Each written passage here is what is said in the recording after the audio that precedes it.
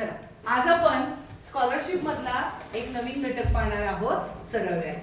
हा घटक आपल्याला इयत्ता 5वी मध्ये सुद्धा झालेला आहे आणि 5वी मध्ये जेव्हा आपला हा घटक शिकलेला आहे त्यावेळेला आपण एक सूत्राचा वापर केलेला होता। कोणाला आठवतंय का ते सूत्र?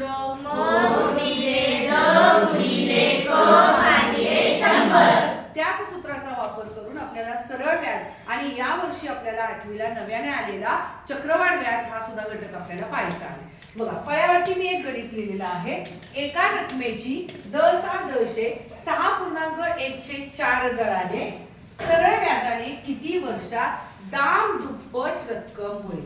आता या गणितामध्ये आपल्याला काय काय दिलेलं आहे ते आपण पहिल्यांदा सगळ्यात मांडून घेऊया। बघा, मुद्दल काय दिलेला आहे रे याच्यामध्ये? मुद्दल दिलंय का? नाही, मुद्दल काहीही दिलेलं नाही। आपल्याला दर किती दिलेला आहे? 6.1/4। याचाच अर्थ काय? 4 आणि 6 ला गुणायचा आणि त्याच्यामध्ये काय करायचा? 1 ठेवायचा। 4 × 24 आणि 1 25। 25/4। वर्ष किती दिलेली आहेत? दिली आहेत का वर्ष? नाही। बघा, 3 गोष्टींमध्ये आपल्याला फक्त एकच गोष्ट दिलेली आहे, पण आपल्याला व्याज काढायचंय का?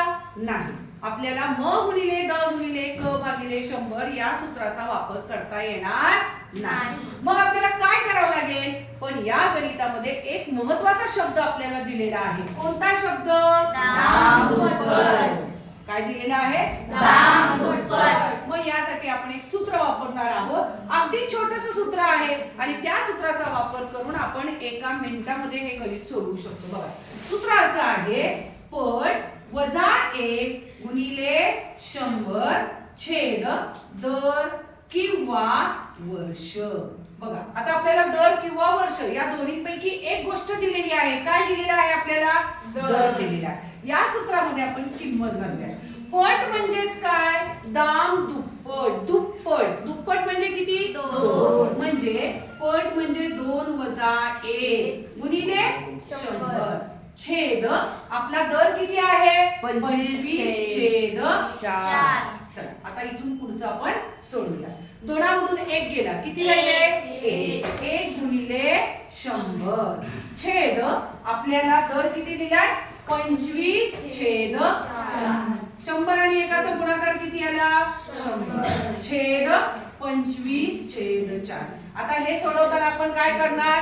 अंश आणि छेद दिलेला आहे म्हणून छेदातले जे 4 आहेत ते आपण कुठे घेणार? अंशामध्ये घेणार। 100 गुणिले 4 छेद 25। 25 ने आपण कशाला भागूया? 100ला। 25 एके 25, 25 चोक 100। आता आपल्या अंशामध्ये काय काय राहिले? 4 आणि 4। 4 गुणिले 4 किती आले? 16। आपल्याला विचारलंय काय? दाम दुप्पट होण्यास किती वर्ष लागतील? किती वर्ष लागले? 16। झालं का एका मिनिटामध्ये? आलं का लक्षात? चला, घ्या।